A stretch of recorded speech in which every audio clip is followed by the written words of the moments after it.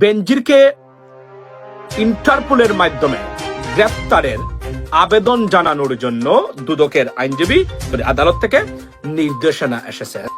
2 দিনে 1000-এর বেশি গ্রেপ্তার বাংলাদেশে। আসসালামু আলাইকুম দর্শক, আজকে ভিডিওতে আপনাকে স্বাগতম। দর্শক, বর্তমানে বাংলাদেশের পরিস্থিতি এবং রাজনৈতিক শৃঙ্খলাকে তারই আলোকে আপনার সামনে বেশ কিছু গুরুত্বপূর্ণ ভিডিও ফুটেজ নিয়ে হাজির হয়েছে। আমি আশা করছি আপনারা এই ভিডিও ফুটেজগুলো দেখলে বর্তমানে বাংলাদেশের পরিস্থিতির কিছু ধারণা পাবেন। তাই চলুন আমরা সেই ভিডিও ফুটেজগুলো দেখে আসি। এটা যেন করা হয়, সুনার দেন লেটার, ইন নো টাইম, যেটাকে আমরা বলি শীঘ্রই, এইটা তাড়াতাড়ি যেন করা হয়।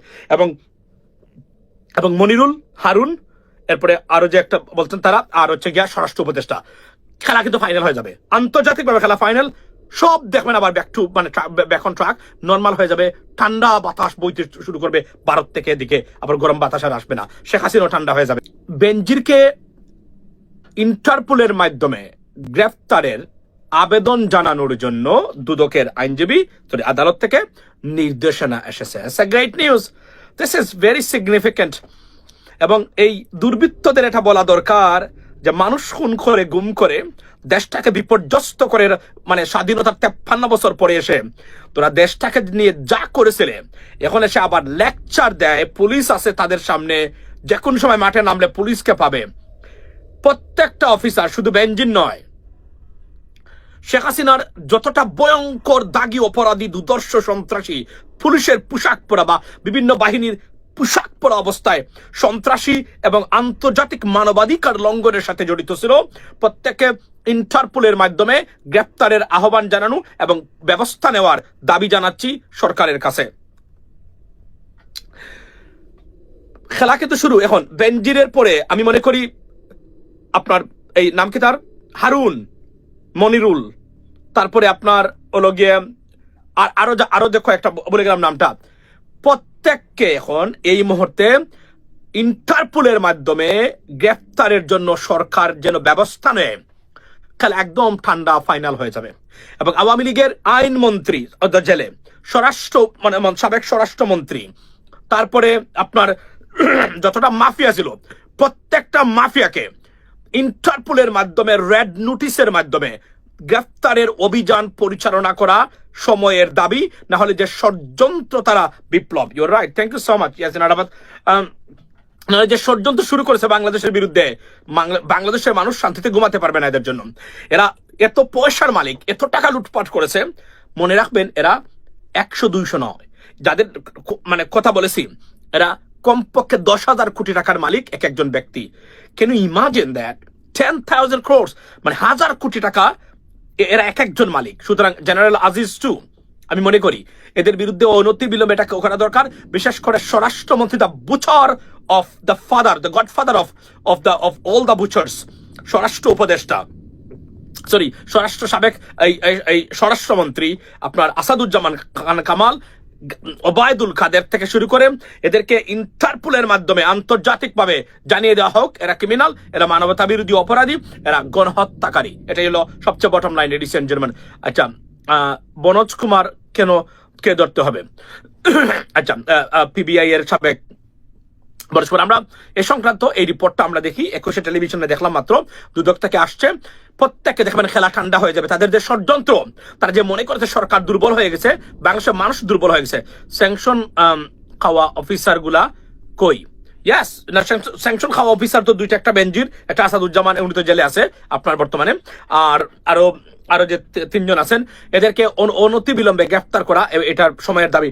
এবং আমি আপনাদেরকে এই রিপোর্টটা দেখাই। এই মুহূর্তের খবর হলো, পুলিশের সাবেক আইজি বেনজির আহমেদকে গ্রেফতারে ইন্টারপোলের রেড অ্যালার্ট জারির নির্দেশনা দিয়েছে আদালত। এবং দুদকের আবেদনের প্রেক্ষিতে আজ ঢাকার মেট্রোপলিটন সিনিয়র স্পেশাল জজ জাকির হোসেন গালিব এই নির্দেশনা দেন।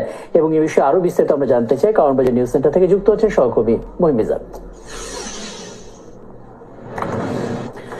মহিম, অনেক অভিযোগ ছিল আসলে বেনজির আহমেদকে নিয়ে, এবং তারপর আমরা দেখলাম যে আদালত বেনজির আহমেদকে, আর দেখার দরকার নাই, এই হলো সেই দুর্ধর্ষ বেনজির, যে শেখ হাসিনার ডান হাত বলে পরিচিত ছিল। কত খুন গুম করিয়েছে, তার ইয়ত্তা নেই, তার উদ্ধতপূর্ণ ব্যবহার, পুলিশের পোশাক পরা, অবস্থা আমরা দেখতাম, মনে হচ্ছে একটা মাফিয়া গুন্ডা এসেছে আপনার এই মিডিয়ার সামনে, এসব বক্তব্য দিত, মানুষকে বই দেখাতো, বলতো এই করে ফেলবে, সেই করে ফেলবে, পুঁতে ফেলবে, ছিঁড়ে ফেলবে, ধরে ফেলবে। এই সেই বেনজির, সে দেশ থেকে পালিয়ে গেছে, এটা ভয়ঙ্কর একটা ব্যাপার। এবং আমি মনে করি আপনাদের খেলা খতম হয়ে যাবে কিভাবে জানেন?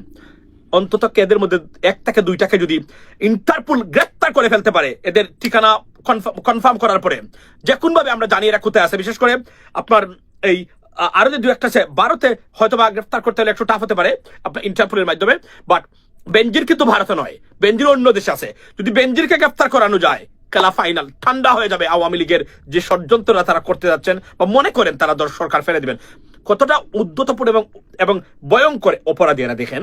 তারা 16 বছর ক্ষমতায় ছিলেন, যে কোন কারণে হোক তাদের বিরুদ্ধে অভিযোগ আছে, লুটপাট থেকে শুরু করে মানবতা বিরোধী অপরাধ, খুন, গুমের সবকিছুর আছে। তারা 6 মাস অপেক্ষা করতে পারে নাই। তারা মনে করেন they suppose to return to the politics, sorry to the power. Can you imagine ladies and gentleman? তারা কিভাবে মনে করে যে তারা আবার ক্ষমতায় আসতে চায়? তারা ইটস জাস্ট আনবিলিভেবল। মানে ক্ষমতা চলে আসবে তারা আবার। একটা দেশে কি করে গেছে তারা, কোনো মানে কোনো ক্ষমা পাওয়া নাই, কোনো দায়িত্ব নেওয়া নাই, কিছুই নাই। শেখ হাসিনা এসে বক্তব্য দিলেন যে এই করে ফেলবেন, আমরা সেই করে ফেলবো। উনি মনে হচ্ছে যে উনি কিছুই জানেন না যে 2000 মানুষ মারা গেছে, 25,000 মানুষ, একটা দেশের 25,000 মানুষ পঙ্গু হয়েছে। এরা কতটা বোঝা একটা রাষ্ট্রের উপর কল্পনা করতে পারেন আপনি?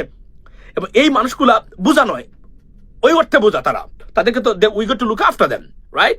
কিন্তু তারা কি করেছে আপনি দেখেন, বিন্দু মাত্র তাদের কোনো ভ্রুক্ষেপ নেই এবং কোনো দায়িত্ব নেওয়া নেই, কোনো ধরনের রেসপন্সিবিলিটি তো নাই। শেখ হাসিনা বলতে পারলো না যে আমি আন্তরিকভাবে দুঃখিত এই ঘটনা ঘটেছে, তবে আমরা দায়ী নই, এটাও বলতে পারতো। এটাও বলে নাই, মানে কোন বক্তব্য দেয় নাই। ছাত্রদের উদ্দেশ্যে ভাষণ দিবে, উন্নয়নের গল্প মনে শোনাবে। আওয়ামী লীগের, আমি এখন খুব খুশি যে আওয়ামী লীগের কিছু নেতা নেত্রী, তারা, হ্যালো ব্রাহাইউ Rifat, thank you so much brother, Awami লীগের কিছু নেতা নেত্রী এখন উঠে আসছেন। তারা শেখ হাসিনাকে তারা ডিজাউন করে যাচ্ছেন। এখন আওয়ামী লীগ যদি থাকতে চায় বাংলাদেশে, শেখ হাসিনা আওয়ামী লীগকে হাইজেক করে তার নিজের বাবার সম্পত্তি বানিয়েছেন উনি। এটার থেকে বের করে আনতে হবে। গাত্রদাহ শুরু হয়েছে। তাদের অন্যতম মুখপত্র আনন্দবাজারের একটি শিরোনাম দেখিয়ে দর্শক এই কথাটা বললাম শুরুতেই। তাদের শিরোনামটা দেখেন, ডেভিল হান্ট বলা হচ্ছে, অপারেশন ডেভিল হান্ট। তারা এটা বাংলা করেছে, বাংলা করে বলছে শয়তানের খোঁজ অভিযান কি? প্রশ্ন। কাদের সন্ধানে ইউনূস সরকার? দ্বিতীয় প্রশ্ন। 3 নম্বর লাইনটা হচ্ছে 2 দিনে 1000-এর বেশি গ্রেপ্তার বাংলাদেশে। তার মানে বুঝতে পারছেন যে যেহেতু তারা জানে যে এই অভিযানের মুখে আওয়ামী লীগের নেতা কর্মীরা গ্রেপ্তার হবে, সুতরাং তার বিরুদ্ধে তারা একটা শোরগোল তুলছে।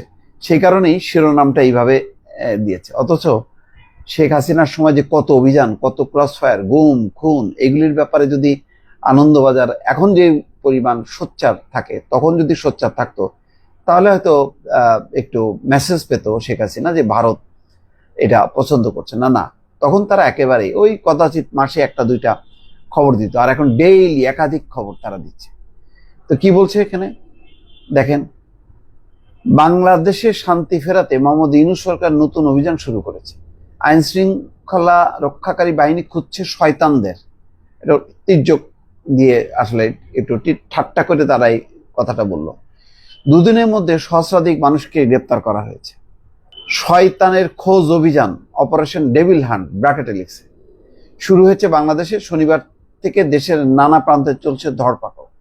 2 দিনে সহস্রাধিক মানুষকে গ্রেপ্তার করেছে বাংলাদেশের আইন শৃঙ্খলা রক্ষাকারী বাহিনী। কিন্তু কি এই ডেভিল হান্ট? তাদের প্রশ্ন, ডেভিল বা শয়তান বলতে কাদের বোঝানো হচ্ছে? কেনই বা এত ধরপাকড়? বাংলাদেশের সংবাদ মাধ্যম জানিয়েছে, শনিবার রাত থেকে রবিবার দুপুর পর্যন্ত শয়তানের খোঁজ অভিযানে সারা দেশে মোট 1308 জনকে গ্রেপ্তার করা হয়েছে। তাদের অধিকাংশই প্রাক্তন শাসক দল আওয়ামী লীগের কর্মী বা সেই দলের সমর্থক। দেশের স্বরাষ্ট্র মন্ত্রণালয়ের খবর, বাংলাদেশের আইন শৃঙ্খলা পরিস্থিতি উন্নতি করতে, শান্তি ফেরাতে এই নতুন অভিযানের পরিকল্পনা। প্রধান উপদেষ্টা ডক্টর মোহাম্মদ ইউনূসের নেতৃত্বে অন্তর্বর্তী সরকারের বক্তব্য, একদল মানুষ দেশ জুড়ে অশান্তি সৃষ্টির চেষ্টা করছেন, ষড়যন্ত্র এবং সন্ত্রাসমূলক কাজকর্মে জড়িয়ে পড়ছেন তারা। এই দলের মূল উদ্দেশ্য বাংলাদেশকে অশান্ত করে অন্তর্বর্তী সরকারের ভাবমূর্তি কালিমা লিপ্ত করা। এই দলটিকে ঠেকাতেই কাজ করবে শয়তানের খোঁজ অভিযান। মূলত প্রধানমন্ত্রী শেখ হাসিনার অনুগামী এবং আওয়ামী লীগের সদস্যরাই অশান্তি করছেন বলে অভিযোগ। যারা অশান্তি করছেন আগে তাদের চিহ্নিত করবেন আইন শৃঙ্খলা রক্ষাকারী বাহিনীর সদস্যরা। কিভাবে তারা কার্যক্রম পরিচালনা করছেন তা শনাক্ত করবে। দেশের গোয়েন্দা বিভাগকে এই বিষয়ে বাড়তি সতর্কতা এবং সক্রিয় হতে বলা হয়েছে। এরপর ওই সমস্ত ব্যক্তিকে গ্রেপ্তার করে দ্রুত আইন এবং বিচার ব্যবস্থার আওতায় আনা হবে। শয়তানের খোঁজ অভিযানের প্রাথমিক লক্ষ্য সেটাই। ঘটনার সূত্রপাত আসলে ধানমন্ডি 32 নম্বর থেকে। সেখানে সম্প্রতি শেখ মুজিবুর রহমানের ভাস্কর্য ভাঙা হয়েছে। তারা বলছে যে এই ঘটনার সূত্রপাত হয়েছে 32 নম্বর থেকে। আচ্ছা, এরপর গাজীপুরে নতুন করে অশান্তি হয়। অভিযোগ, বাংলাদেশের বৈষম্য বিরোধী ছাত্র আন্দোলনের সদস্যরা শুক্রবার সেখানে এক প্রাক্তন মন্ত্রীর বাড়িতে ভাঙচুর চালাতে গিয়েছিলেন। সেখানে স্থানীয়রা তাদের পাল্টা মারধর করলে পরিস্থিতি উত্তপ্ত হয়ে ওঠে। সংঘর্ষে বেশ কয়েকজন আহত হয়। বৈষম্য বিরোধীরা বলছে গাজীপুরে একটি ডাকাতির খবর পেয়ে তারা ঠেকাতে গিয়েছিলেন, সেই সময় তাদের মারধর করা হয়। গোটা ঘটনায় দায়িত্বে গাফিলতি স্বীকার করে ক্ষমা চেয়েছেন গাজীপুরের পুলিশ কমিশনার। যাই হোক, এখন মোট কথা এই অভিযান তারা ভালো মতোই জানে যে আওয়ামী লীগের নেতা কর্মীদের বিরুদ্ধেই এটা পরিচালিত হবে। কেননা এই মাস জুড়ে, এই মাসে তাদের বিস্তারিত কর্মসূচি আছে। তার মধ্যে একটা হরতাল আছে, অবরোধ আছে, লিফলেট বিতরণ সহ নানা রকম সবার সমাবেশ আছে। সুতরাং এই কারণেই হয়তো অভিযানটি জোরে সোরে নামানো হয়েছে, যাতে তারা পাল্টা কোনো কর্মসূচি দিয়ে একটা অশান্ত পরিস্থিতি তৈরি করতে না পারে। সে কারণেই অপারেশন ডেভিল হান্ট, যেটি আনন্দবাজারের ভাষায় শয়তানের খোঁজ। দর্শক ভালো থাকবেন। প্রিয় দর্শক, আমি আশা করছি আপনারা সকলে এই ভিডিও ফুটেজগুলো দেখেছেন। এই ভিডিও ফুটেজগুলো দেখে আপনাদের কি মন্তব্য অবশ্যই কমেন্ট বক্সে জানাবেন।